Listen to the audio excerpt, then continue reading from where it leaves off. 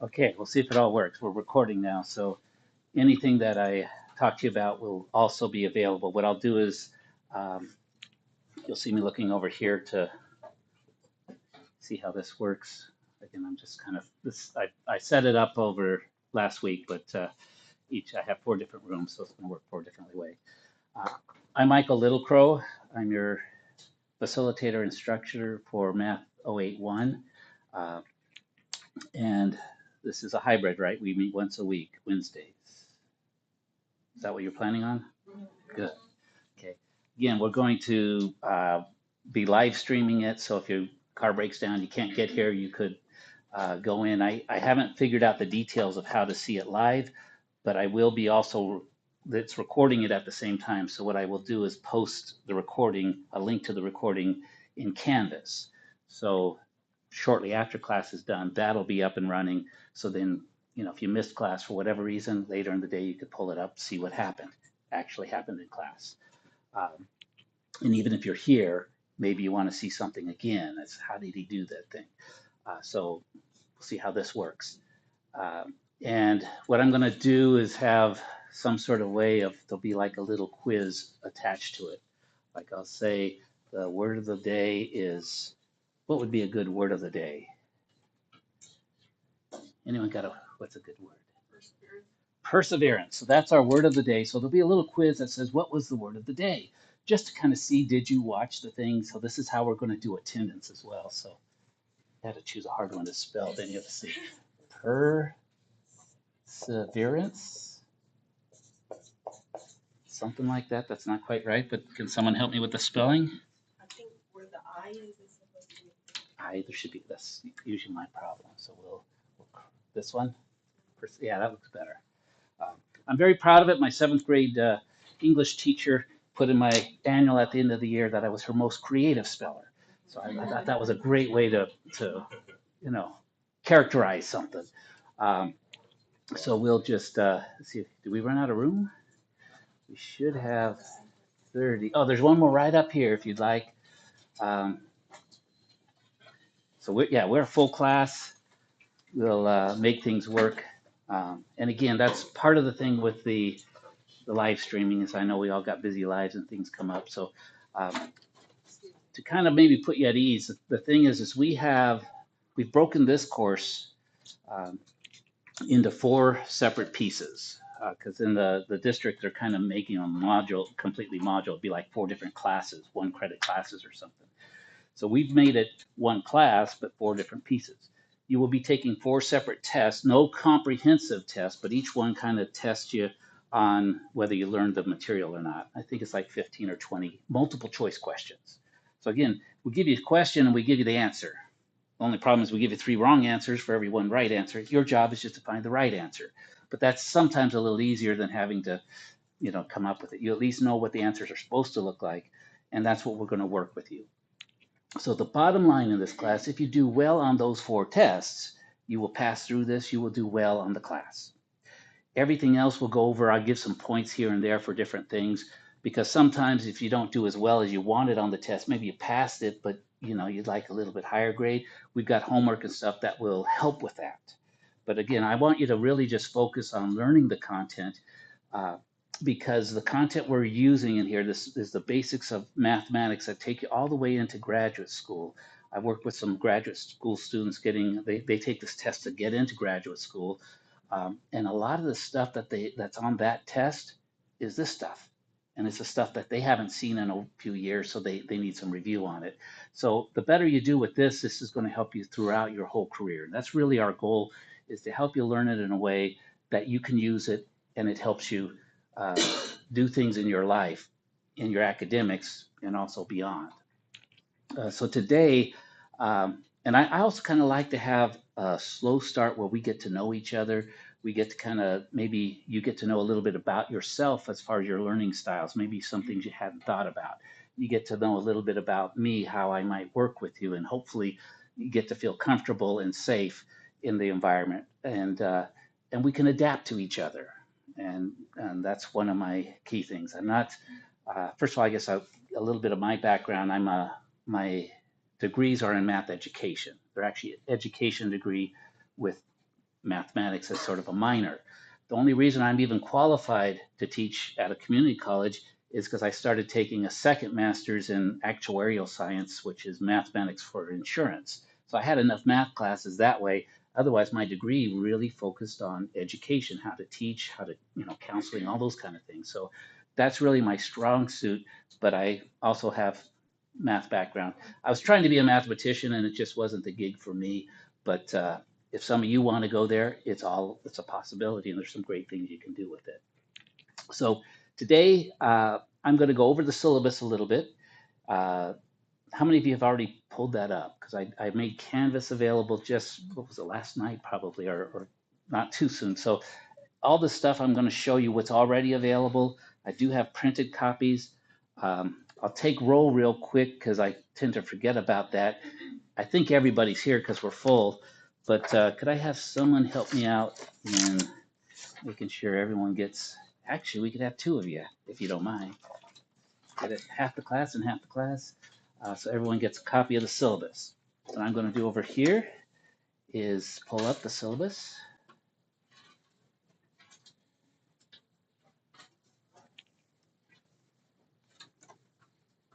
There we go.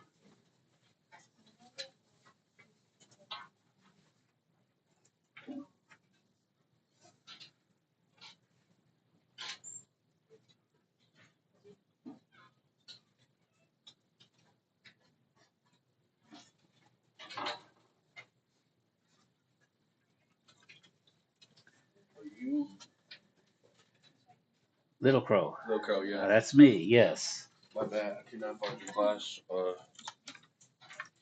There's my ID. Awesome. Good. We're just getting started, so we're a little bit light on seats, but find a place that's comfortable. You won't actually need a computer today, so sit where. Am I on your roster though, just to make sure? Oh. Right? Let's find out. Yes. Leonid? Leonidas. Leonidas. Okay. They got me Leonid. Yeah. Leonidas.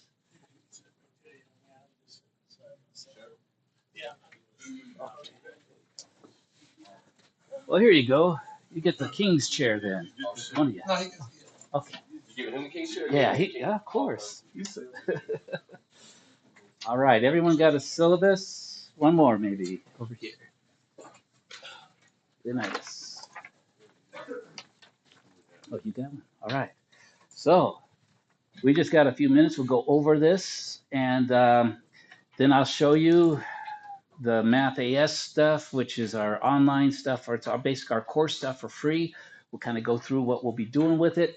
And then I've got, how many of you like extra credit? Some of you don't, but most of you do. Good. I like to start off with the first day with extra credit. So we'll figure it out how much, each class I do different point systems, but when we get to it, we'll figure out how much extra credit we're going to get done today. But it's, you're going to learn some new techniques, some old techniques from 3,000 years ago. Let's see. Come on. Why doesn't this want to work for me? Let's see. What if I did this? That help? Oh, that looks better. I lose my screen, but that's okay. Okay, so here's our syllabus. What we'll be doing. My contact information here, the core stuff. If you catch any errors, it's possible because I start with one class and then I just start filling in things, and sometimes I forget to change things. So you might see like a MAT081, but we'll work with this. Okay, so my contact information, my office hours here, course description. There is no prerequisites, so you can take this one right away. And then we got 44 different competencies. 48. Anybody read them? I haven't actually. I know we will do it because I know what we're supposed to learn, but it's all kind of contained in there. Just to let you know, they also revised this course a little bit ago, and they focused a little bit more on sort of deep understanding of math. But I'm a little bit half and half on it. I think some of that's important, but sometimes you can know what to do and you know how to get to the answer, but sometimes you don't know the right vocabulary. That's me. So we'll work through it, but we'll get you where you're successful and you're really ready for that next math class. You're ready for any of the science classes you're going to take or business, whatever your field is. We'll get you ready so you're feeling confident and progressing well. And we'll do all of this stuff, but we don't have to read it unless you want to. So, uh, the text is good. We have what's called a MAT081. It's an online system. It has an electronic copy of the textbook and all the things you need. Everything that you will need is inside that little thing that you have access to. You can also buy a packet at the bookstore that has everything. Has anyone done that yet? How much was it? 26. So about $26. You get everything already pre-printed for you. Or you could just go into MAT081 and print out what you want. I'm going to show you, and I haven't looked at the packet, so I might have actually a few things in here. I've got some tests for you to use for yourself. I have some answer keys that might not be in the packet, but everything's going to be in our MAT081 shell that you will have access to. You can buy the printed version, but it's not required. Okay, so you're going to one of the things I'm going to ask of you during this semester is for you to discover your learning style. And that's the thing is you'll ask me, do I need to do this, that, or the other thing? I said, well, I'm not sure if you need to do it, but maybe let's try it. Okay. So a lot of this is going to be an exploring of how you learn. And my goal is if you learn differently to adapt to that. And again, even with my assessments, I just need to find a way to assess that you've learned the material so that you are prepared when you go on. I don't want to I could just give you all A's right now and say, just go ahead and go on. Some of you say that'd be great. But if you're not ready for those next things, it really hasn't done you any good, right? Okay, so there's policies from the college. Here we go to points. I don't know. This is the first time I've done it because of the way that the points are in MAT081. Our courses were 10,000 points. Doesn't that sound cool? We're gonna make 10,000 points. It's like Bitcoin now, right? It's over 10,000, or it's what, 12,000 for one little coin. But what it's made up of is we're going to have some unit learning activities. So I got mixed up with my class. I think there's 11 different units that we will learn. There's going to be 4 multi-unit reviews. So those are the 4 tests. Okay, so they're broken down by those 4 units. I think the first one is units 1, 2, and 3. We'll take a look. We'll do those, and then we'll have a review for that, and then we'll take a test on that, and hopefully have done pretty well. Okay, and then there's those 4 multi-unit exams. Those are the biggest part. 4,800 points because they're each worth 1,200 points. Doesn't that feel good? You get 1,000 points for a test. Doesn't that sound cool? But percent, and basically you get 9,000 to 10,000. That's your A, 8 to 9, and so there's a breakdown of the grades. But I've always liked to work towards mastery. So if you don't do well on a section, we have some resources.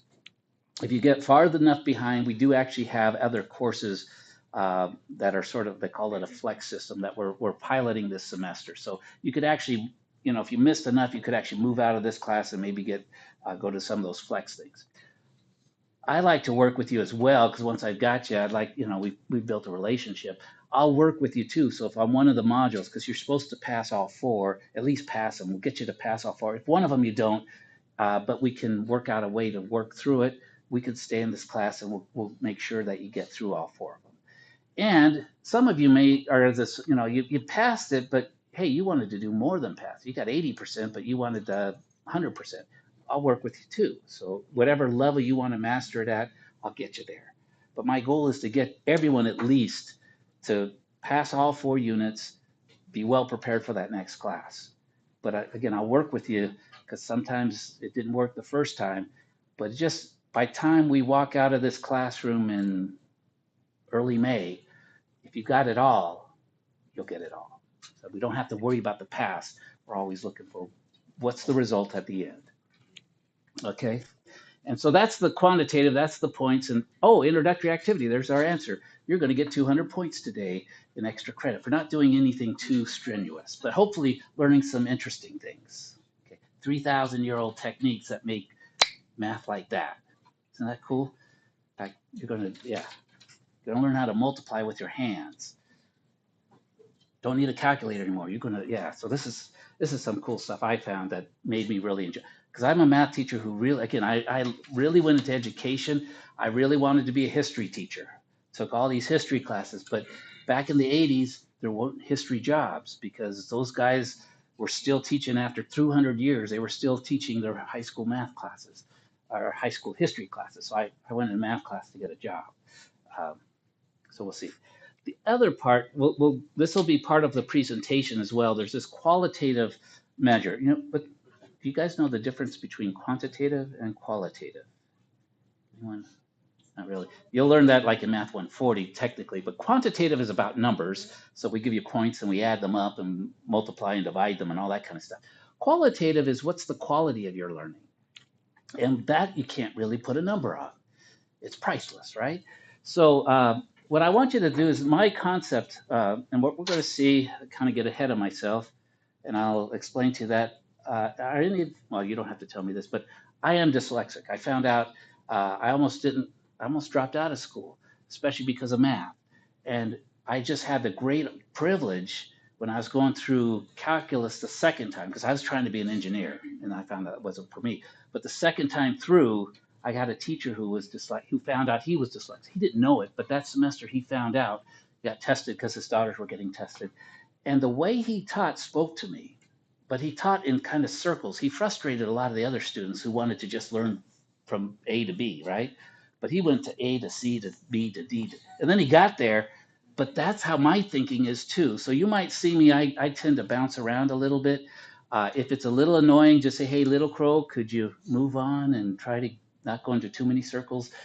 Just pull me back. But that's it's part of my strength. It's part of my weakness. Okay. So hopefully if you've got some issues with transposing numbers, if you do that, that's one of the signs. I have difficulties reading sometimes, and so but I pick the information off the page in random ways, and I found that actually when for math problem solving, the techniques are actually a strength because I read from the back, I read backwards. And I'm going to teach you some of those techniques. And I find that when you do that, you can actually understand math better because it doesn't read very well forward. Some of you say, yeah, we know that. But it reads better backwards. So we'll use some of those techniques. Okay.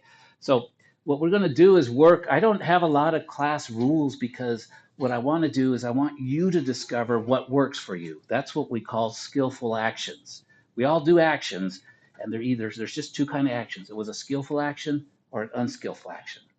I add to that definition is that skillful doesn't hurt anybody, but it helps. It gets us to where we want to go. Unskillful things are anything that hurts somebody or doesn't get us to where we want to go.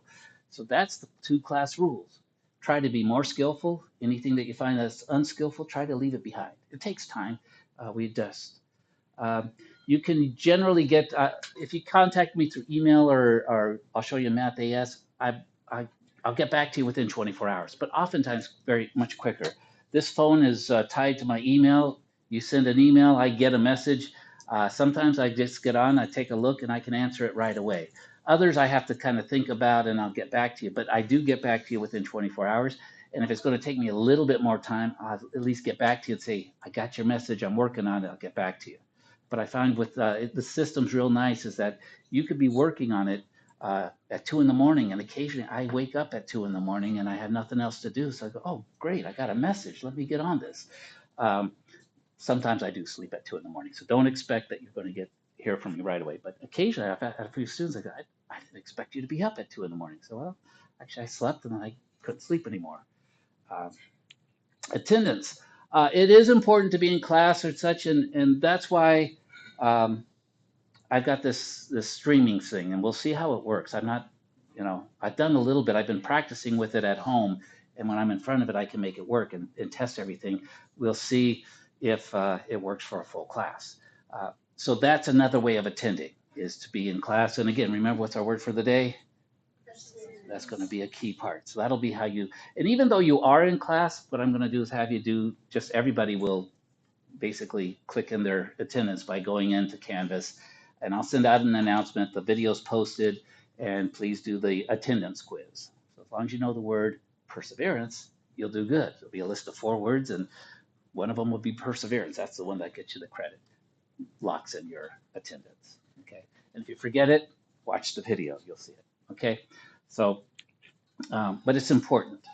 Okay.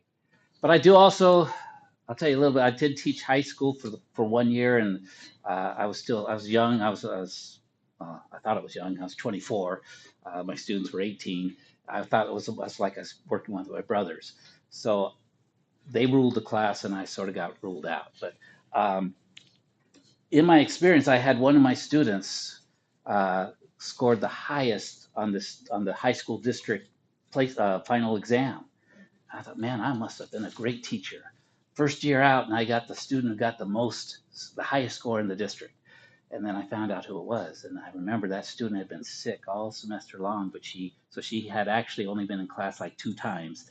The rest she had taught herself. And that kind of humbled me and said that people learn on their own, whether they're in class or out of class. So I'll take that to consideration. You need to learn somehow. And so I'm not going to say, you have to be here, but we'll, we'll work it out so that you can be here to see what's going on. I do also find that some of us, if we miss a lot of class, we lose track and such. But as long as you're able to keep on, you'll be fine. Okay. And so if basically, you need to at least trigger attendance every 10 days. So at least each week checking in. Okay. If something happens, stay in touch with me. We'll work it out, but we need to keep you engaged. Withdrawal possibly. And then we're on to this is basically the last important part of the syllabus. It's kind of our pacing. So the key parts to look at or the key dates to have in mind is the week of February 5th. Now, this is the Monday of the week. So it's not, the Wednesday would be, add 2 days to that. So that'd be February 7th is when we're going to take our first unit test. So we got till February 7th to just put basically units 1, 2, and 3 together in our mind. And we'll start with unit 1 today. What we'll do is the next week we'll do units 2 and 3, kind of tying them together and I'll show you the resources. There's a lot of online resources that you'll be using. And then we got a whole day where we'll be doing some review stuff. And then we got a little bit of review, and the tests are not so long. So I'm going to allot about 50 minutes, but we will do some review questions just before.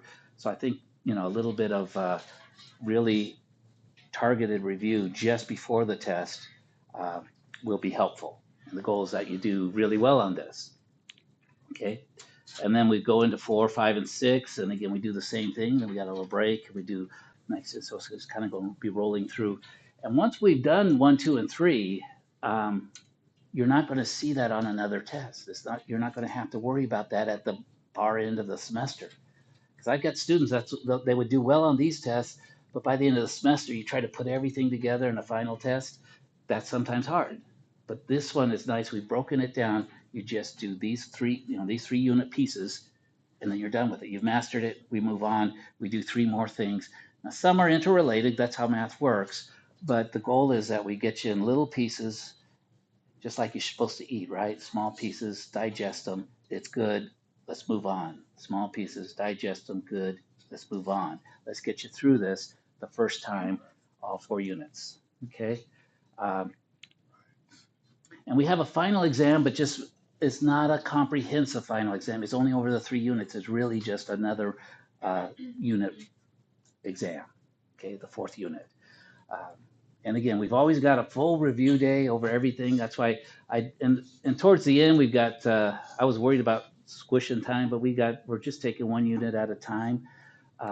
So what I've done is if we didn't do so well on some of the others, towards the end, this stuff is going to maybe give us some more time to make up some of the other stuff. And that one is only on Monday, right? The final exam? Oh, sorry. Yeah, it's weird. This is a Wednesday class, but because of the meeting times, it schedules it on Monday. Yeah, I'll verify that for sure because the schedules were made up as on Monday, Wednesday classes. Since we started doing 1 day a week hybrids, sometimes it doesn't work well. So I'll verify that, but we'll make sure it works. And then also, if you have conflicts with the other schedules, we'll make sure we can do it. Okay. But yes, it's kind of weird. Questions? Okay. Okay. And I like that. Go ahead and you got a question, ask it. Don't wait, because if you're like me, you'll forget it. So anything else about the course, grades, attendance? Awesome. Very good. And we go from 10 to 11:40. So I got about, I'll take maybe the next 15 to 20 minutes, and I'm going to show you our online resources. So I'm just going to take you through.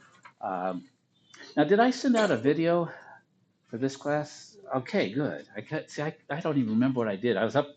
That was one of the times I woke up at 2 in the morning, and I got two of my classes done.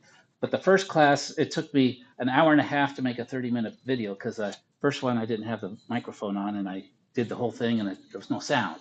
So that was like, oh shoot, this is okay. Second time, I thought I hit the start button, but it didn't. It didn't take. So I did 30 minutes of just talking to my computer. Third time was a charm. Okay, so hopefully it helps you walk through. I showed you how to actually register for MathAS? Is that anyone who watched it yet?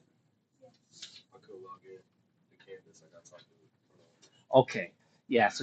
Oh yeah, we'll take roll here real quick. Other question. Okay, so we'll just to make sure that everyone's because if you're not registered, you won't have access to Canvas. And this is sometimes happens if you're like on a payment plan and the bank doesn't pull off one or something, they drop you from the class and then all of a sudden you lose access to Canvas.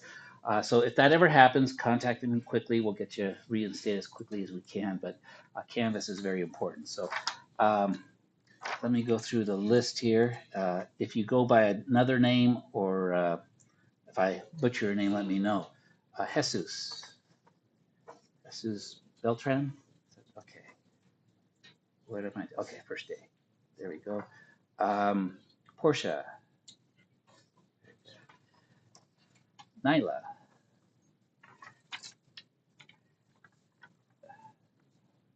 Giselle, Giselle. That sounds okay. Yeah, I make up my own language. Okay, Tanil. Which one? Tanel. Okay, I don't do well with Leonardis. We got you. Claudia, right there. Brandy, Brandy Garden Jost. Okay. Lauren Harper. Good. Joseph Harris. Excellent.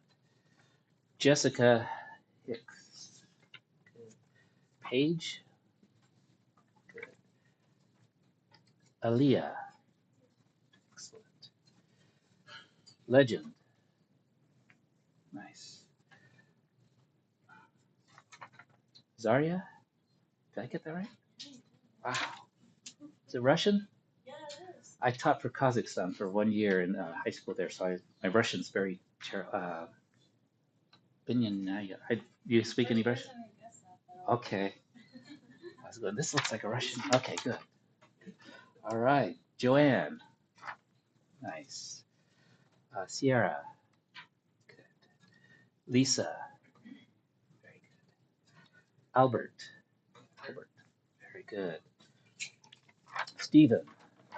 Nice. Casey.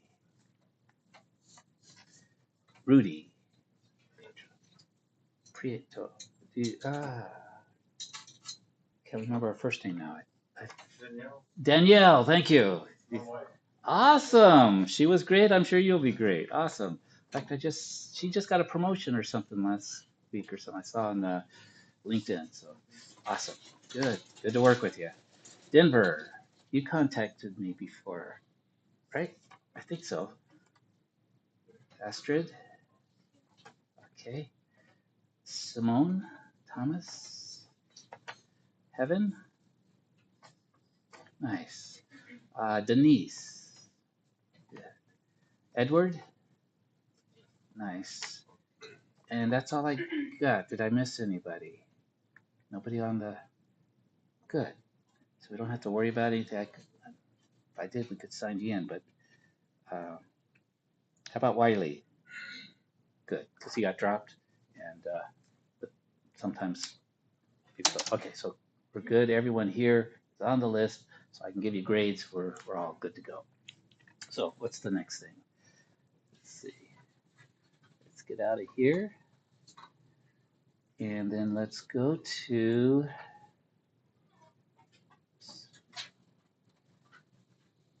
come on. Oh,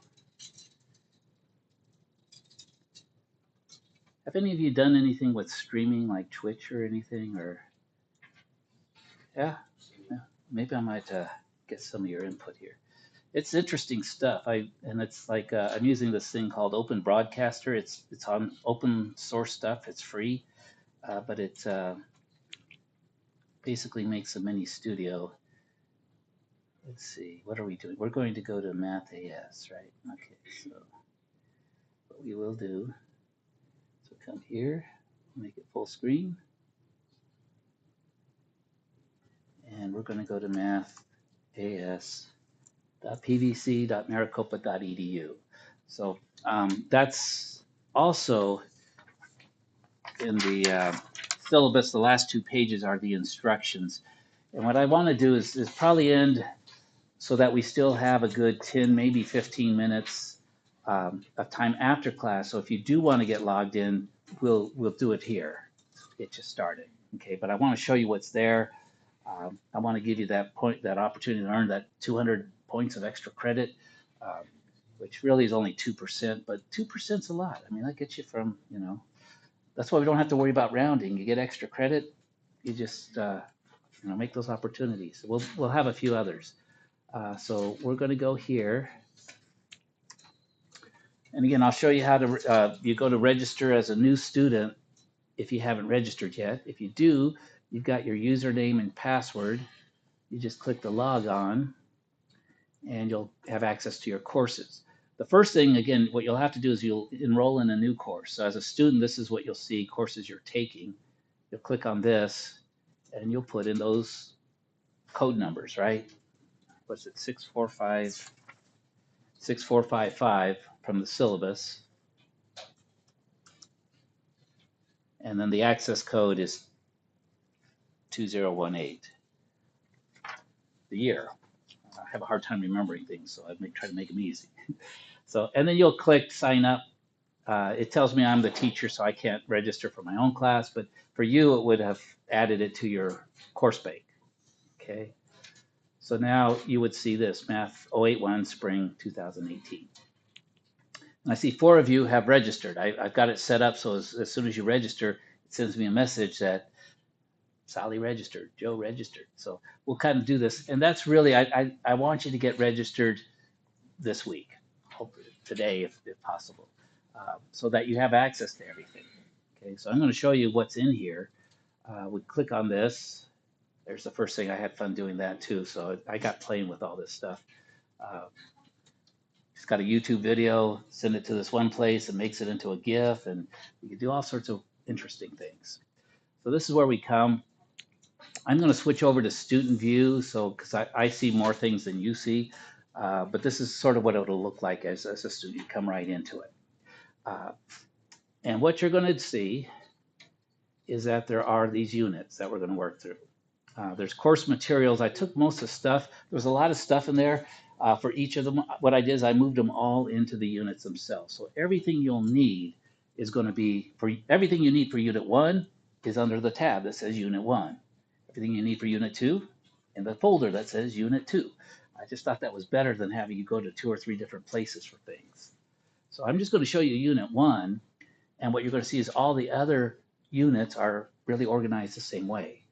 Okay, so this is how, and we'll get started a little bit today with some of my activities that I show you. It'll kind of get you prepared, but what you start with at the top is the media lesson packet.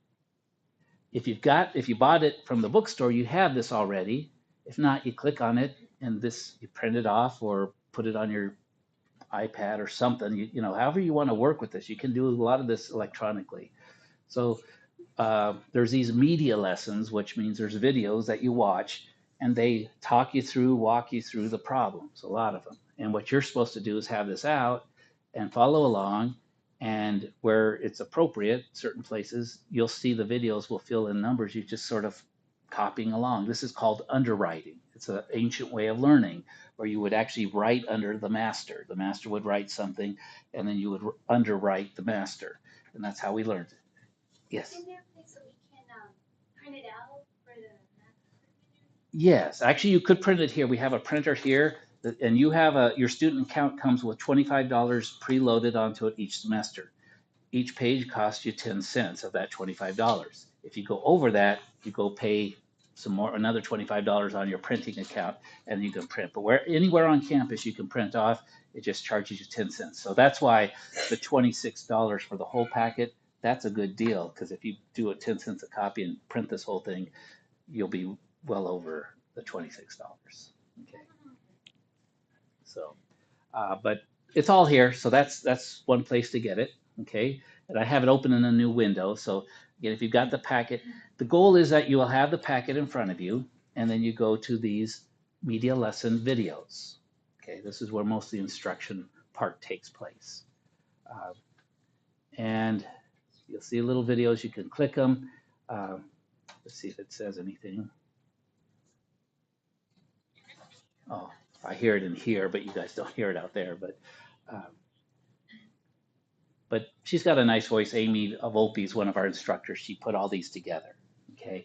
And she walks you through the packet. The nice thing about videos is if it's getting boring, you can just fast forward it. Try doing that in a class, right? Teacher's boring, just hit a button and he talks faster. Or if you miss something, you can back it up. That's the nice thing about this. So there are 24 videos, but again, this is provided like for the completely online class. This is the only instruction some of us students get. Okay, so it's there as a resource. Use it as best you can. Also, these Wednesdays, I will provide some instruction over the stuff, as you'll see, but the videos, they do a fairly good job of getting you through. Okay, so you've got your media packet, you go through the media lessons, and then what would be next? Do some online homework. So these homework questions are going to be somewhat similar to what you've done in the media packet. So as you completed this media packet, you're now going to start answering some questions where you have to think through it. You sort of watch someone else go through it and talk you through it, and you wrote it down, which is an important learning technique as we'll discuss. And then now you come in and you can actually answer some questions. For each question, you get 3 attempts. So you put in your answers. I'm going to, I guess this one, this should be 216. So we'll get this one right. And then over here, it gives us a word form. Let's get this one wrong. Let's say that's 675. And then you would fill all these things in, which is kind of tedious. There's also a little video. Sometimes if you forgot how this one worked, you could watch a video. There's also message the instructor. So if you get stuck on something, you can do that. What it does is it sends me an email with a link to this question, so I see exactly the question. You don't have to tell me what the question's about, but just tell me what you're struggling with. And then that's where I can answer you back. But when you hit submit, I know I didn't finish it, but I don't want to go through the whole thing. It will grade it, at least what you've done. And so I see I got the first one right. That's in green. It's checked. And I got a few points, but I didn't get the other one right. So now I've got 2 more tries. And I can say, oh, I figured it out, so I could go through it. After I use up my last tries, anything that's wrong, it will actually give me the answers. And so sometimes I've got students, sometimes they'll just hit 3 tries and then they'll just wait to see what the answer is. Again, you choose which way. What I can do then is try a similar one so that I can get the full points, because maybe so part of this is a learning process, but you can get 100% on this. You won't need to get 100%, but you certainly could. Okay, and you'll just see here's a 10-point question. But they should be very similar to the types of stuff you've been doing in the mini lessons, or that you saw done if you go through the packet. Okay. Yes. In 2 a.m. No, in your time. So these are we'll get you started today, but this being a hybrid, it's not real. There's not that much class time to do this. This will be outside. But I'm also going to show you a few of you who maybe understand some of the units, there's going to be maybe some quicker ways to get through it if you understand. And actually, like I said, sometimes it's better to work backwards. Um, so in this class will primarily be an opportunity for help, for assistance, and some instruction. Okay, a little bit of instruction, but it is primarily through these online things. Uh, okay, so that's the standard work from the front. Uh, Here's the back stuff. Yes, sir. So what would Canvas like come into play then if we have that right there? The map is Yeah. what way to use. So what is Canvas? Canvas is what? Just a way to communicate. Canvas is, yeah, more the way of communicating. It's the official grade book because the points on here I transfer over into Canvas and I do extra credit. That's where I can put my own videos. Put like no notes, no agendas, no nothing on there. It's just gonna be a grade. And that's it. For the most part, and maybe some others. You'll see it's also got the syllabus, so it's but yeah, you can the course itself is right here in MAT081. Okay, so losing access to Canvas won't knock you out of the game, but it's always nice to have Canvas. That's what's nice is so occasionally I do get students a payment didn't go through or something, they get knocked out of Canvas for a while. You never get knocked out of MAT081 because it's separate from the college. So you always have access to getting your work done. Yes. So this would be like assigned as homework and stuff. Like Yes. you go home, do Q1 or whatever. Right. Yeah. So, in fact, this week, by next week, if you can, your goal is to get Unit 1 done. Okay. Uh, Now, I know some people struggle a little bit. Some people love the online thing of putting in the answers. It grades it for you and tells you, and there's some videos. Some people love it. Other people, their learning styles more paper and pencil. So what we've got as an option is there's these practice problems. And again, I don't know whether or not they're in the packet, but these are paper versions of similar type questions that you could just go through with paper and pencil and answer it. So you could just start here. I've also posted the answer key. Okay, so here's the questions. And if you come here, here's an answer key so you can check your answers. So this is an alternate way to get through. And if you find that that works best for your learning style, I'll work with you in doing these rather than the online computerized ones. Yes. Are we allowed to work ahead of? Yes. Yes, that's the other thing is you can self-pace yourself. You can work ahead. If you get behind, I'll work with you on the date. We can do the testing through so if it comes to test day and you're not ready for it, I would rather let's take a week and get ready for it and then take it. If you're sort of feeling like you take it and you don't do as well, we'll have to work with that. But it's better that you feel confident and ready. And if we can take an extra week and do that, I'd rather do that than force you into doing a test that you're not ready for. But yes, you can definitely work ahead. If you work too far ahead, I suppose you could. Actually, we do have this set up an 8-week version, so it could be possible to be done by spring break if you wanted to. And again, that's up to you personally, and yes, it's possible. Yes. I see a unit 1 test that says once you've opened it, your time is so it's timed. Yes. There is a unit 1 test, but it's not graded. This is I provide this as an opportunity to kind of test yourself. So these tools under here are resources for you. So here's another way you might want to start is some people might want to start with the test. And yes, it's timed at 60 minutes. They had it timed at 30 minutes, so I just doubled the time because I figured that would be plenty enough time. You could go through the test, and if you did well on the test, whatever you figure well is 70, 80%, it might tell you that you don't need to go through this. If it did well, yes, you need to get a grade on it. That's it. You just contact me and we'll work on it. I say, okay, don't worry about doing all that 20 questions of homework. You did the test, you know it. We're testing if you know it or not, right? So if you did the test, it counts as your homework. Yeah. Okay. Because I'm not counting them separately. Again, for those of you who like paper pencil, we have a similar test. Here's an end of unit assessment, a big word for test, right? If you click on that, here's a paper version. And it's like, I think 10 or see, it's more open-ended. So, but you might like this, do this. It's 10 questions. If you really understand it and did well, we'll say, okay, You sort of tested out of this unit. And how do you know whether you did well or not? Somebody? The answer key's in there, exactly. So I provide you with the answers. Now, I've had some students say, well, here's my test. And I said, what did you do? Did you copy down the answer key? And he was honest. He said, yeah. I said, well, that didn't show that you understand it, right? Uh, so, question or no? Yeah. Okay.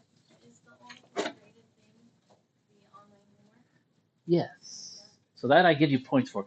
Again, if you do one of these things, a test, and you do well, those points for the homework will go in as, the test. I'll say, okay, you got 100% on the test. Boom, I'll give you all the homework points without you actually having to do the homework. But what I do is it's a way it's a way to help students who do go through the homework but maybe don't test as well. If you test well, you don't even have to worry about the homework. Most teachers would say that's not right, but math is one of those things. The more questions you work, the better you understand it. But then there's also this sort of this balance. Too many things, you just get bored of it, and you stop learning. Right. So I want to give you for those who need it or want it, a quick way. 10 questions. Let's pre-test. Let's test out of this unit. Okay. For those of you who need it, and you'll know who you are. Again, this is you just know where you're at, or want it.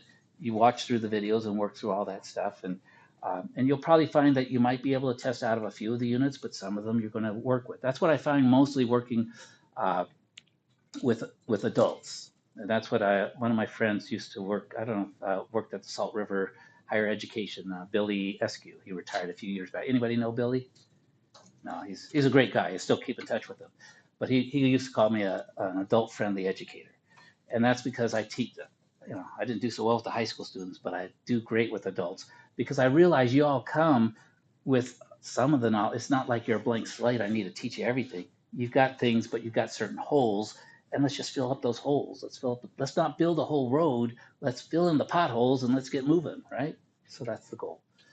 We'll work with you. So that's every unit has these assessments. Okay, so you could, the first three is really all you need. There's the actually the mini lesson packet you might already have, but mini lessons and homework. That's really that was all that was in there. I added these others. They were in another resource area. You could take an online test if that's your method. You could take a paper test. Let's see if I can test out of this, or maybe I just take it to see what it's like. Okay, you've got the answers to check yourselves, sort of self-assessing.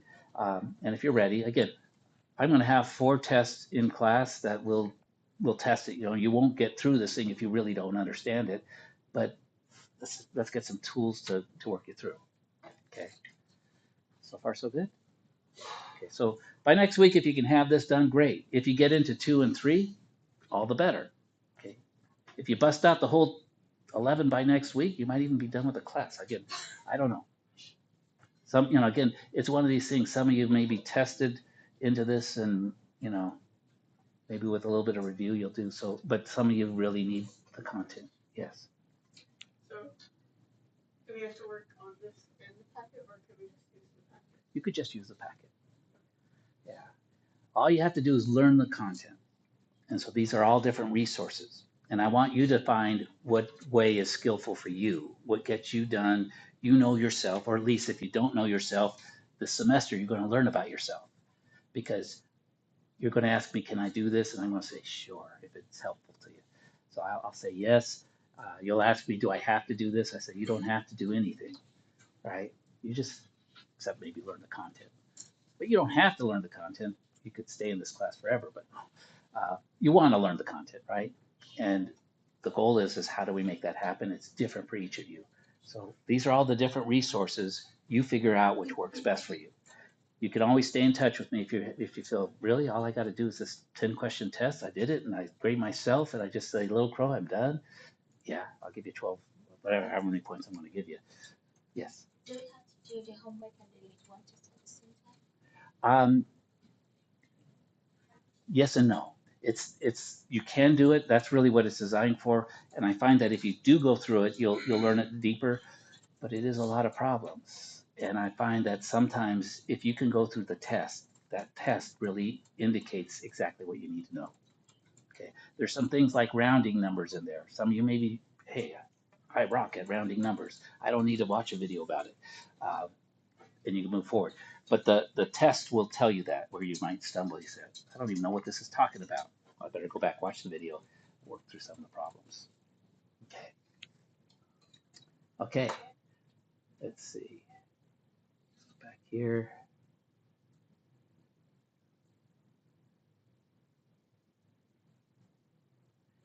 So that's a course. And what you can see is that there's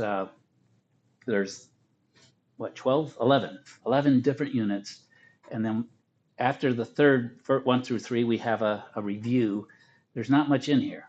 There's just homework questions, really. So it's kind of good to get through it. More questions that are basically 30 questions. Uh, you know, and I'll work with you if you decide, let me just jump to the review. Maybe I could do all 3 units right now. I don't know. But the resources are there. In class, I have some paper versions. I didn't put them up here, but I have some paper review. I'll get that to you a little earlier, but I'll print those off for you. That's another way. So we've got online review, we've got paper review, and then we've got a multiple choice test that we'll take. And again, we just want to knock off those first 3 topics. Okay, and we'll get through there.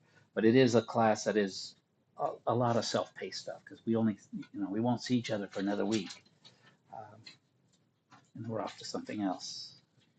Okay, any questions? Not too much. Okay, so don't think about so much of what I need to do. Just think if I learn the math, I'll work with Little Crow and I'll be fine. Okay, and multiple ways to do it, but kind of ask yourself, do I really understand this? And you know whether you really understand it or not. You know when you do.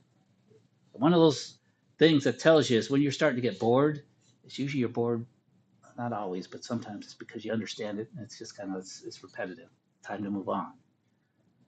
When you're just struggling and you just don't know, that means you need to do a few more work, right? And that's the hard part is when you're struggling and don't know, that's when you don't want to do anything. But that's when all those resources are there. Okay. But if you're caught on to some things, we'll make it work. Okay. Great.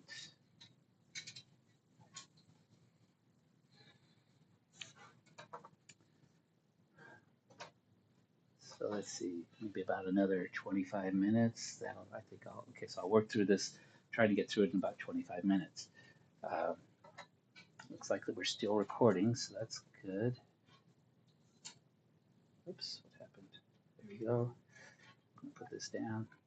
So, and I have no idea what this video is gonna look like, but you'll let me know, okay? So this is kind of my introduction to you, is more my development as a math teacher. These are some techniques I picked up from various places, but I look at math not for what it can do, not that it's going to make you an engineer or that you can use it for this or that, but in the way that in ancient India, they looked at mathematics as a way for developing human potential, developing your ability to think, your ability to reason, your ability to have insight. And so I'm going to show you a few techniques that they use from there, and hopefully you'll find it helpful. I've also, along with others, 3 others, there's 4 of us that are Native American faculty on campus, and then there's American Indian programs with Ahmed Cuddington, and we all work together. We developed something called the Indigenous Scholars Institute. The building that's being built over there, you've seen that, you hear it sometimes. That's part of that's supposed to be the Indigenous Scholars Institute. We have a little difference of opinion about exactly what's supposed to happen there, but our goal in proposing it before they built it was just really to have a center where people could learn about themselves as Indigenous peoples. And so I'll tell you, my first journey, I'm on my mother's side, I'm Chippewa Cree and French, or Métis. So it was a mixing of the French and my mom's maiden name is LaFontaine. My father's side, his people, my great grandfather came over from England around 1890 or something like that. So a mix of Scottish, Irish, British, Anglo-Saxon, something like that. Okay. And so I always saw myself as being half this and half that. What I did is I read this book by a guy who is also Irish and Native American, he's Lakota, and he talked about how he looked back further into the Irish roots, and the Irish are clan type people, or they're tribal people. And so he saw that he just had to, on the European side, he just had to go back further to find an indigenous connection to the earth.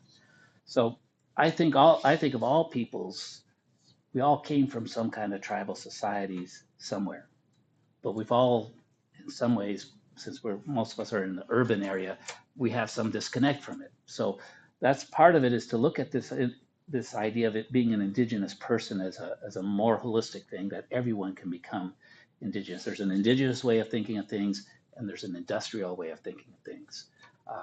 And we find ourselves in a world where we need to be a little bit of both. And so that's the goal of the center. Let's see if this works. Okay. I will skip over this. That takes a while. So my wife and I developed or started a nonprofit called Open Global Village, Original People's Education Network. I always like long, wordy names. So, but what we did is we did some education abroad programs to Thailand, where we took students from Scottsdale who wanted to be elementary teachers. And for 3 weeks, we took them over to Thailand. We put them in schools in Thailand, elementary schools where they taught English, a little bit of math. It's not good. Let's see if this keeps working. If the volume goes out, you'll have to watch this part now. Where was I? Oh, so we took them to Thailand, put them in school. They understand how culture is involved in education. And that the best way to learn about your culture is to get out of your culture. You can get completely out of your culture. Then you start to see the things that you do that is culture. Because a lot of people say, I don't have any culture, but you don't see it because you're right in it. You get out of it and you see it. That's why a lot of our communities that are called minorities or smaller groups within the larger thing, they're always complaining. They can see the differences in culture. The dominant culture doesn't see its own culture because it's dominant, right? It thinks this is the way we think. This is the way that's normal. It's the way of the culture. When you get out of the dominant culture and into other culture, when you get into somebody else's dominant culture, you start to see these sorts of things. Okay, so here's one of the problems I want to highlight. This is a mentor of mine. I've actually never met him, but I was trained with one of the systems that he did. He's a professor at the University of Texas at Austin. I went to one of his workshops. But he's a math educator. And this is one, how many of you have sort of heard stuff like this, that the U.S. is like at the bottom of the pile as far as on math? Yeah, you maybe heard it. We're doing a terrible job. I don't know, this is 25th out of the top countries, and you see Finland is ranked way up ahead. Well, the thing is, that's if you look at the whole data put together. What Dr. Treisman did is he took a look at the data, and he did what he called disaggregated it, and he looked at U.S. students based upon where they were and whether their schools got free lunch or not. So this is a measure of poverty. So those schools that had between 0 to 10% free lunch, the wealthy schools, they're above Finland. They're the top of the world. Where we fail is that the students that are 50 to 75 or 75 to 100 that are getting schools that are getting more than 50% free lunch, those are the ones that are not producing as well in math. It's an economic problem, not a problem that we don't know how to teach, not a problem that we don't know how to learn. It's a problem of opportunity. And that's what he says in his on YouTube. He says, education shouldn't be a matter of what your zip code is, but that's what it seems to be. Okay. So in America, we have the greatest opportunities. We produce the highest performing math students, but we do it with the wealthiest ones. Why can't we do those same things? Not based upon wealth, because aren't we supposed to be the land of opportunity? Aren't we supposed to be a culture, a democracy that supports all? And that's the goal that we're going to try to work towards. So again, going to Thailand, what I found was a great connection. On my first flight over, I was watching these videos on the King of Thailand. And he has this concept of human development. And this actually comes from Kofi Annan, the previous Secretary General of the United Nations. And he had to say this about what human development is. He says that's when we empowering all people through education, that's what we're doing here, through opportunity, and through healthcare, to live healthy, knowledgeable, creative lives.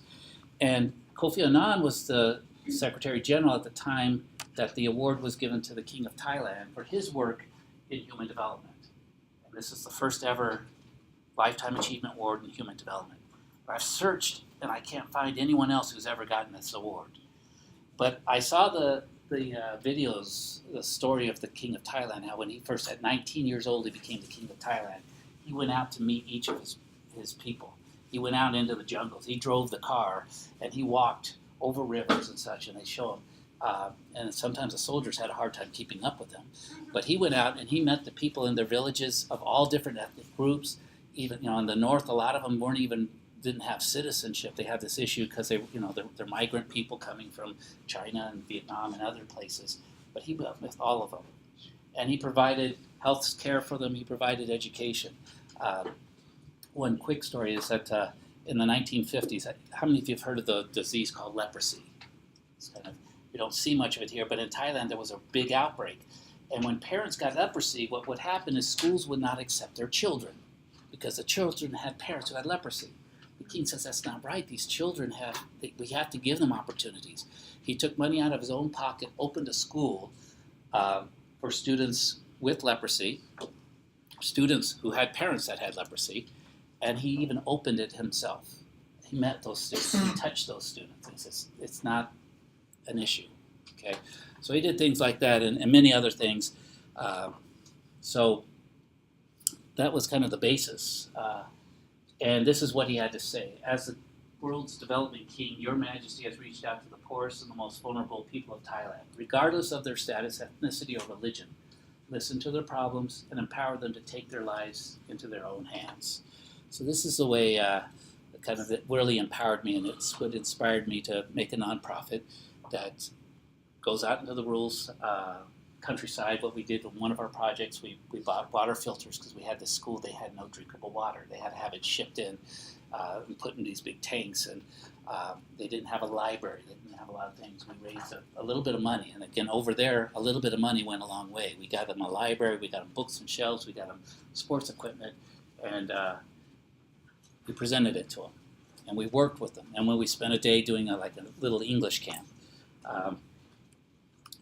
based on that. So I'm going to go through this a little bit quicker, but the king actually had a whole different way of learning. I'm going to show you this is his he called it the learn wisely approach. He says you start with determination with faith. So faith, it almost sounds like a religious thing, right? But you have to have faith you can learn. You have to have faith that what you're going to do with your life is going to be something that makes the world a better place. So that's what you start with in your education.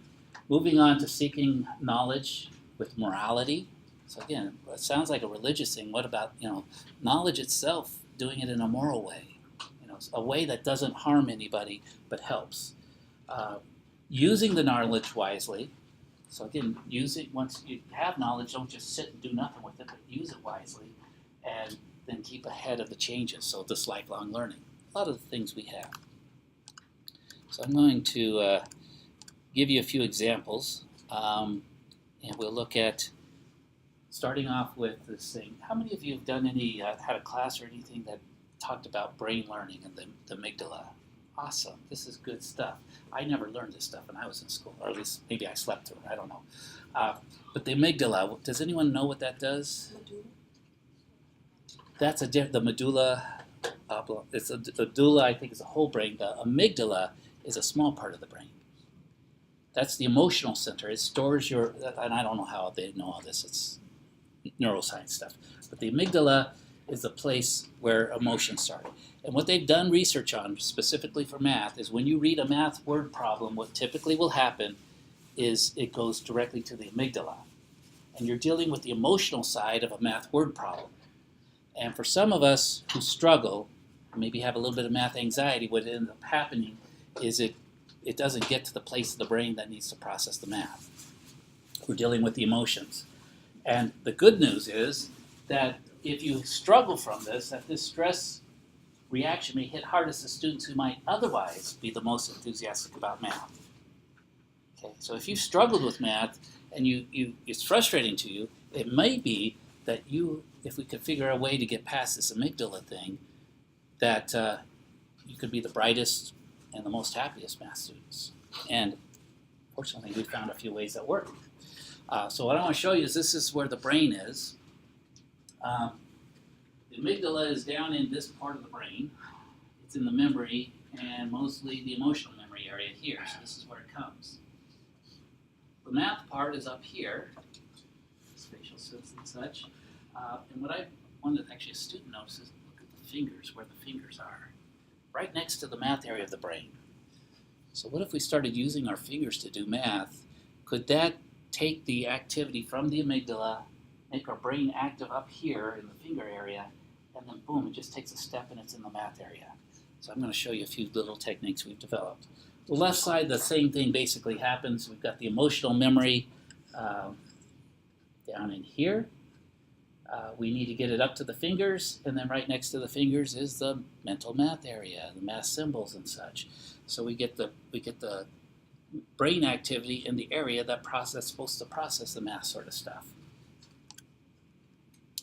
Okay, so I'm going to do real quickly different ways of counting. So I'm going to start counting, and if you'll use your hands, how many of you do use your hands to do math already? How many have been chastised or disciplined for using your hands for math? Slap it. Don't use that. So I just go under the table and I still use them. So I want to see though different ways of counting. So I'm gonna hide my hands so you can't copy my method. But let's count with our hands. And I'm going to start. I'm going to stop. And when I stop, we'll take a look and see the different ways we have of counting. So I'm just going to go 1, 2, 3, and stop there. Now let's see. How did you count? Anyone? Okay, we got some going up with the thumb. That's one. Okay. So, okay, we're the same tribe. We went the same way like that. We got the two tribes here so far going up with the thumb, and some going up this way. Let's see, who else? Is anyone that way? You got that way. You got that way. Okay. Oh, okay. We went the back side. Good. This comes from a book. This is the kind of research I do. I read books on this. They actually research different communities of people that counted and the different ways they counted. So look at A. Some of you are tribe A. You went with a thumb. You went up this way. Perfect. That's maybe how you were taught. Tribe B, but look at tribe B. This is 0, and they count down to 5. This is 5. Right? Tribe A, this is what? 0. Tribe B, this is 5. You see the cultural connections here? You're on one side of the river, and you're in tribe A. And tribe B's over there fishing. Say, send me over 5 fish. Tribe B says, nope, that guy's not hungry. He doesn't want any fish because this is 5, right? So you can see, this is the starting of misunderstanding mathematics. Okay, and C is another one. I see some of this for people, especially who do sign language. It's like the marker goes down, but once it's been used, so there's 2. They're marking a space, so that's another way. And then D, tribe D. That's sort of my tribe, I guess. I need something to hold that pinky down, right? Different ways of counting. But again, in the past, there used to be, there was actually a class that taught you how to count. And we're going to do a few of those. Now, there's other ways to get, we used one finger for a full thing, but that's kind of wasteful because we could have used a finger for what? We could have used these things and counted 3 times instead of 1, right? So here's a way of counting that counted sort of these segments on it, and you could count actually 3 on each finger, 2 on the thumb, so that gives you 14. You have 14 and 14, what do you have? A little bit of math. 28. Where do you see the number 28? Think of February. 28 days in February. February is the last lunar month. Everything else has been solarized. But a lot of cultures worked on the moon. Because you could see a full moon to full moon. That was a month. 28 days is a lunar cycle. In native culture, oftentimes a woman, when she has her menstrual cycle, said she's on her moon because a woman's menstrual cycle is about 28 days. Tied in with that possibly. In Indochina, what women would do is that they wanted to know the day of conception, not just the day of birth. The day of birth, the baby comes out, you know that. They want to know the day of conception. That's a little harder to do. So they would keep track of when their last menstrual cycle started or ended.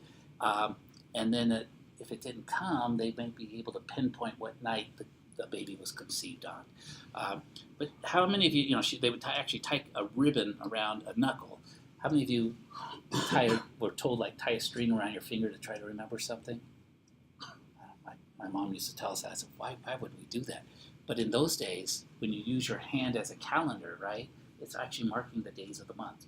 You actually carried a calendar in your hand when we were on the lunar system.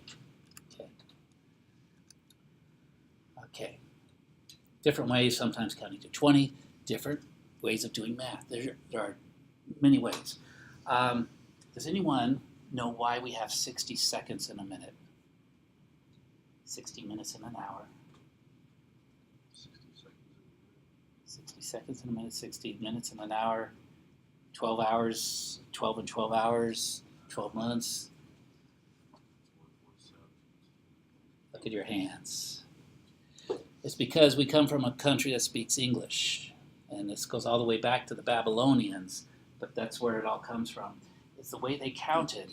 Instead of going to 14, they used the thumb as a tool to count these segments. And when you do that, you get 3 segments on each finger 4 times, you get 12. Okay, that's why we see the dozen.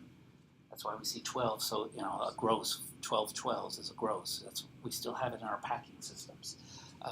This is the mathematics of the English language, of the family of English language, that whether it was our original language or the language of our people, it is the language we now educate ourselves in, right? So the mathematics is a math of 12. Here's where the 60 comes in, is you use the other hand not to count another 12, but to keep track of how many 12s you have. So you got 12, 24, 36, 48, 60. These were the people that came up with the timekeeping system. That's why there's 60 seconds in a minute. From the Babylonian Empire, this is how they counted. This is how they passed it, and their language came through all the way to the British Empire, into the American Empire, and English-speaking people still stick to it. We are the only country, one of the only countries, I guess there's another small one, that doesn't have the metric system as our official system. We still stick to with a system that has 12 inches in a foot, rather than 10. So we're sticking because this is our cultural basis. We don't want to leave it. It's our timekeeping. And it's also why it's hard to do math with time. Right? You can't just take, because time is based on 60, not on 10. So this is actually from a slideshow. This is like a 6-hour workshop I did up at the Malcolm X Community College up in Chicago. Anyone from Chicago? Awesome. That's a great city. I loved it.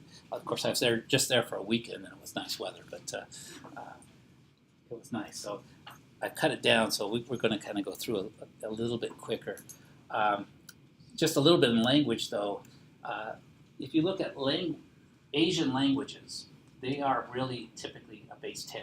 So this is Thai, because my wife's from Thailand, so one of my best friends from high school lived with my family for 3 years, and then I stayed with his family in Thailand for that summer. But I learned their language is when they get to 10, it's sip. And then when they get to 11, what is it? Sip et. Literally 10 with one more. When we get to the next number after 10, what is it? 11. Where is the 10 in 11? I don't know. 12. There's no 10 in it, right? But this is the way that Asian languages work. They're perfectly base 10. We're going to see why in a moment. English has a few problems. One of the things that when you get to the 10, 11 doesn't have the 10 in it, 12 doesn't have the 10 in it, but 13, you start getting that teen, that's sort of like the 10, but it's sort of backwards. So 11 and 12 are unique names, and that's because of the culture. We go to 12 as sort of like an important number for the English-speaking culture.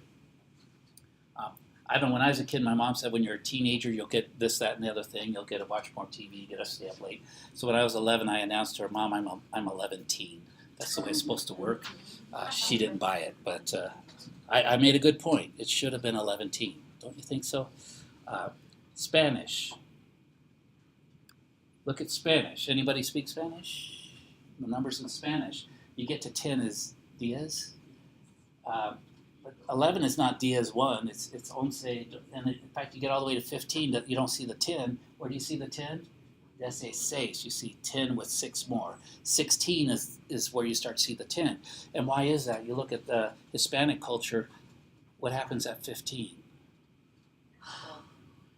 What's that? You're an adult. A woman becomes an adult. A girl becomes a woman. Let me get that right. Okay, the quinceañera, right? And you see the word 15, quince. So it's culturally a very important number. They've left it in their math, the way they do mathematics. But can you see how English speakers and Spanish speakers have sort of a we're shortchanged when it comes to doing math versus Asian speakers. Asian languages are perfectly attuned to a base 10 language. English is not, Spanish is not. And I got a few other in here. The Yaqui language, I worked with the Pasca Yaqui tribe. It's kind of an interesting one. It does have a base 5, but it has a base 10, and you'll see with 11, it's literally 10 with one more. And it's also a base 20. It's very interesting language. Chippewa language of my people, it's also a base 10. You get to 10 is Madaswe, and 11 is Madaswe Ashe Bishop, literally 10 with one more. So it's a base 10 language. And when I first started doing all this, I found that a lot of native cultures, when they started reinventing or reintroducing their native languages, without doing anything for the math performance picked up. It's because they were now doing base 10 math in a language that was base 10 rather than English, because English is not base 10. And that's my struggle, right? 11-teen, 12-teen, that's what it should have been. If they would just do that, it would be so much easier, I think. Okay. So all my search came, actually when I went to Thailand, because they have their own numbers, I thought, oh, Thailand must have invented their own math. But I found out that the numbers that Thailand used actually came from India. And so in that search, the numbers we use also came from India, a different part of India. So from the north of India up into the Arabs and over to Europe, one set of numbers came. And from the south of Europe, south of India, another set of numbers went into Southeast Asia. And you could see the way that they use the numbers there. But looking at this map, how many of you seen a map like this? Probably not. The U.S. has always got to be, North America is always right there in the center, right?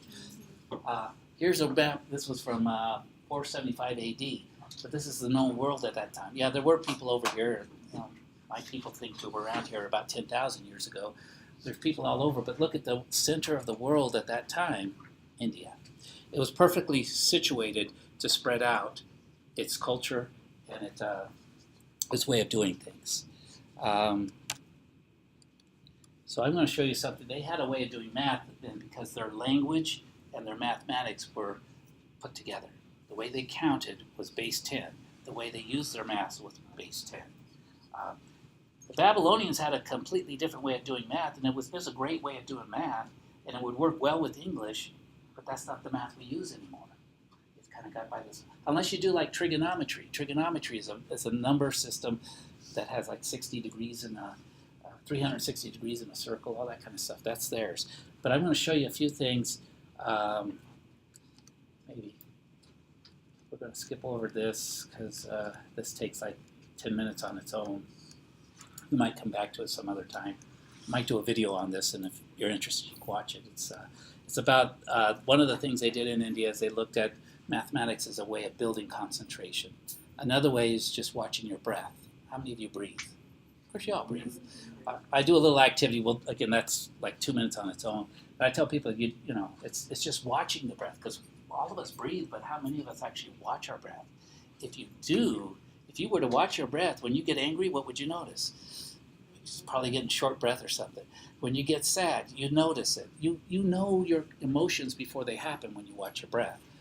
And in India, that was a technique that they used, and they were able to build concentration.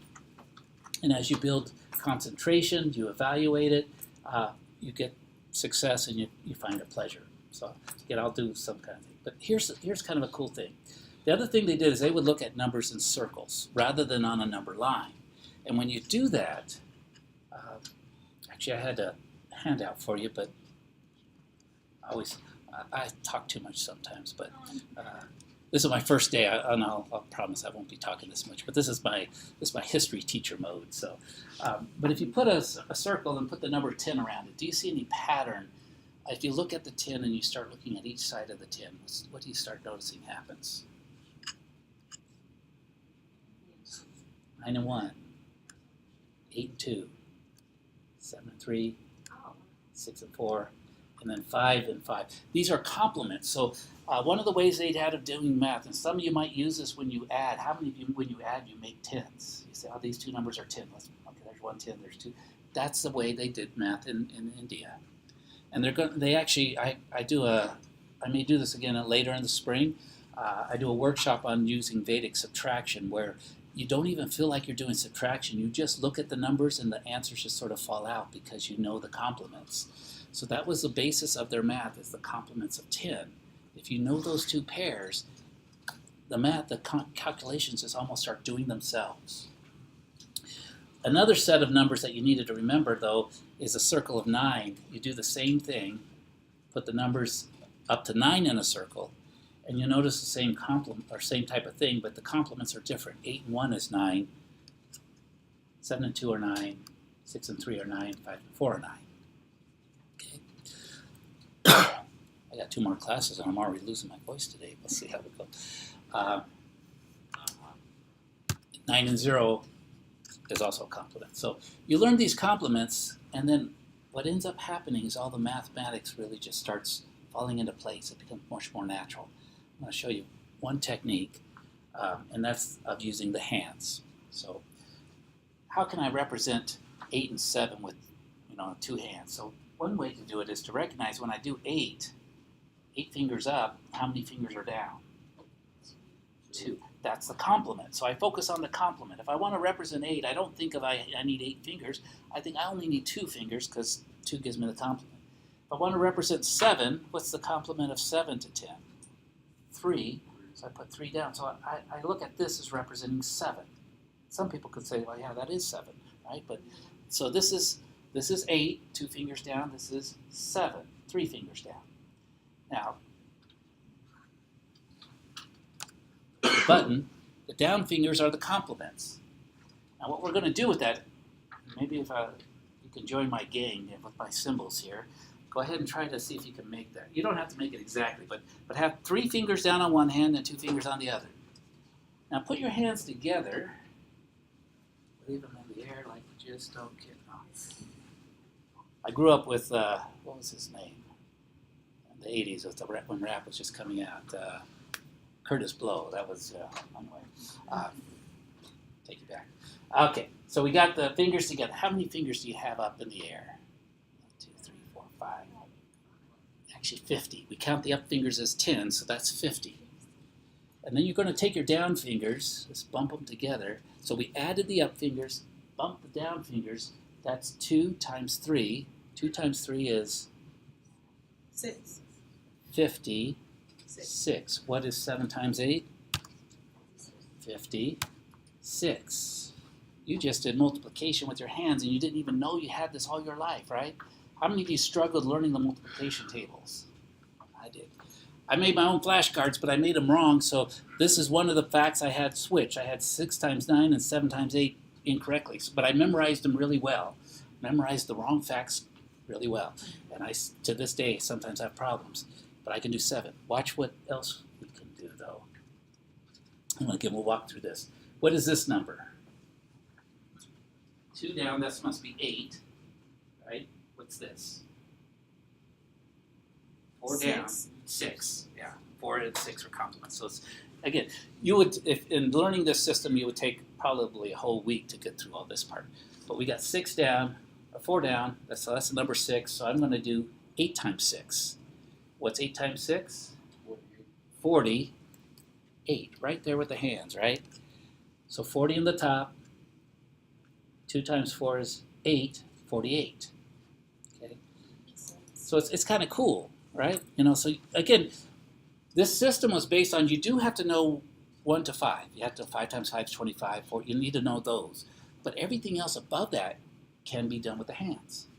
But here's where the real power is. I'm going to show you, and this is kind of where we'll leave off, and then those of you who want to register, we'll get you registered, is it works for all of these. 7 times 6 is one of the harder ones because when you do 7 and 6, 6 is 4 down, 7 is 3 down, and you see 30, and people will say, hey, Little Crow, your system doesn't work. I know it's 40 something, right? But have faith. 3 times 4 is 12. 30 plus 12 is 42. It works. But when I do this as a whole class, people, your system fell apart. No, it didn't.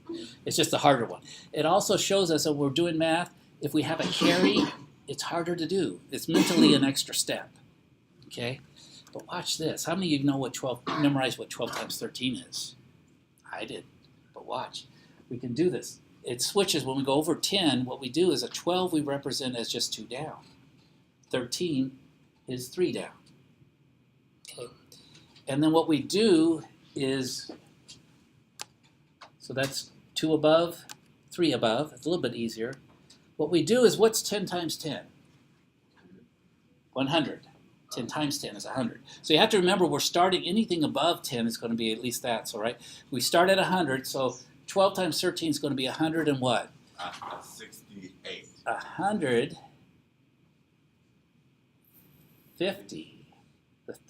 So we take the down fingers and add them. And again, we actually ignore the up fingers. So there's 5 down fingers, so that's 150. And then when we multiply 2 times 3, what do we get? 6. So we walk through the steps. And again, this will also be posted, so if you kind of want to walk through the PowerPoint online, you can do that. 30 plus 20 is 50, so we got 150. 3 times 2 is 6. So the answer to 12 times 13 is 156. So this gets you the power to do between 10 to 15. You could now do 15 times 15. That's 100, 200, 25. Okay. So you don't have to memorize all these facts. You have the ability to make the facts with the hands that you were given. And again, it becomes because in India they saw their mathematics as going as a base 10 using all these numbers. That's how they counted.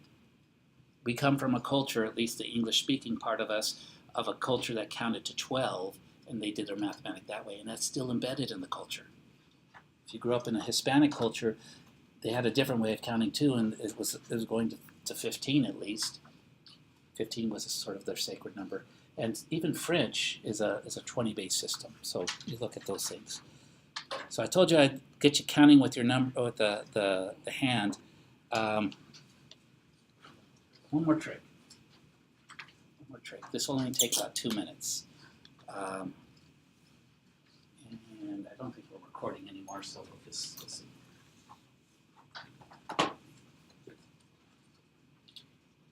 Somebody give me okay, I'm going to multiply 2 two-digit numbers in my head. Someone have a calculator on them, or a phone that has a calculator? Okay. So I want you to check this out. Okay. Just need one person at least to verify that I'm going to be correct, because I'm just going to amaze you with how good I am at multiplying 2-digit numbers.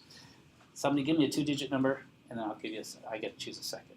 26. 26. So I'm going to take 26, and I'm going to multiply it. Let's see, hopefully this one works. 26. I'm going to multiply it by 24, and I get 624. Did I get it right? Yeah, that's right. Wow. Good. Amazed yet? Okay. Somebody else make it harder. That was such an easy one. 2-digit number. 48 and 37. 48. Remember, I get to choose the second one. So we'll do 48 first. I'm going to multiply it by 42. And that's going to be what? 2016. That's right. Of course it's right. Actually, I learned this trick when I had to go see some 4th graders. I didn't feel real smart, so I wanted to be smarter than a 4th grader. 37, remember, since I get to choose a second one, you know there's a trick to this. 37, does anyone know what number I'm going to choose to multiply by 37? Looking at my pattern. Close. 32. 31. Did you believe 33? Why 33? Remember complements of 10? adding to 10. The second ones have to add to 10. The first ones are always the same. It's a trick, sort of, but it always works. It's based on the way it does. And then what I'm doing, this trick is called by one more than before. So you could say 6 times 4 is 24. Most of you probably do that. But 2 times 2 is not 6. 2 times 3 is 6. So in my head, I have to remember to take 2 times 3 in the front, and then I just multiply the back. Here I had to remember to take 4 times 5. That gave me the 20. And then 8 times 2 is 16. Okay. So what are we going to do here? 3 times 4 is 12. 3 times 7 is, would you believe that the answer to 33 times 37 is 1,221? It is. But again, I practiced this a little bit. I messed it up the first time, but fortunately it was with a friend. But by the time I got to the 4th graders, I was doing it good. And you put a little bit of showmanship behind this. This is what I always leave my students. It's like, go meet your friends at happy hour. Come a little bit late so they've already had a drink or two, or if they drink. I don't drink anymore. The world's a happier place now that I don't. But if you do, or you don't even have to drink, but if you have friends, let them, because after they have a drink or two, they won't be able to catch on. Do this to them, and I've had students, they'll get a free, they'll buy their appetizer, they'll buy their meals. I had a lady went over to her neighbor, went home with 2 bottles of wine because she showed this trick. And, but maybe practice it. Okay. And again, that's what I wanted you to see is that there's multiple ways to do math. In some ways might seem like a trick, but I guess, if it always works, maybe it's not really a trick. It's just part of the patterns of math. And as you find these different patterns, we can oftentimes find that sometimes there's an easier way to do something than what we've been taught. Sometimes we teach you in math one way that always works. Like I could teach you the technique to multiply it, but it's a pain, right? You have to multiply 2 lines and you got to add them, and we get it right. But for these particular numbers, there's a more elegant way to do it that I could just do in my head. And that's what I want to work with you, is to find those ways that when we find something that we're struggling with, that maybe we say there might be another way to look at this that might be easier. Maybe we'll go around it, maybe we'll go over it, maybe we'll go right through it. But oftentimes when we're struggling, that's a good sign, because it says there's probably an easier way. Let's find that easier way. That's the kind of guy I am. Let's not just bound our head on a brick wall. Let's go around it or something, or get some dynamite and blow it up, whatever. But let's get success. And I started to enjoy math. That's good because I'm a math teacher. I better have fun with math, right? But I never used to until about 8 years ago. I've been teaching for 20. So what does that tell you about my first 12 years? Miserable, yeah. But now I'm happy because I got different ways of looking at it. And I see the culture in it. I see the history. And I see that this ability to develop humans, instead of just trying to get right answers on math tests and stuff, we're developing our ability to think, reason, and we're taking our unique spin on the world. Okay. How was that for a first day? Okay, great. So I don't know what to do. I guess if you just type, I'm going to put into Canvas, and again, if you don't have access, we'll get you access to Canvas.